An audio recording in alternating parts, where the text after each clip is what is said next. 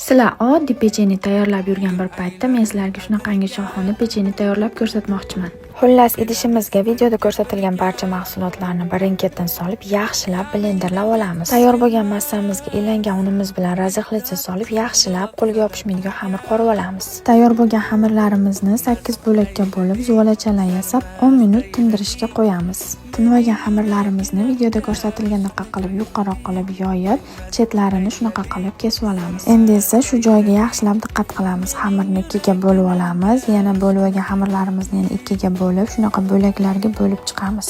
Kesib olgan xamirlarimizni shunaqa qilib chiroyli qilib birin-ketin qilib taxlab chiqamiz. Qizlarjonlar, qaysi duolaringlarda so'raydinglar? Menga o'xshagan shunaqa zo'r narsalar tayyorlaydigan bloger qizda. Xullas, birin-ketin terib olgan xamirlarimizni shunaqa qilib o'rab olamiz. Tayyor bo'lgan pechenyelarimizni listga joylab, ustilari qizarguncha yaxshilab pishirib olamiz. Retseptimiz tayyor. Retsept yoqqan bo'lsa, o'zingizga saqlab oling va menga obuna bo'lishni unutmang. Bundan zo'rlari hali oldinda.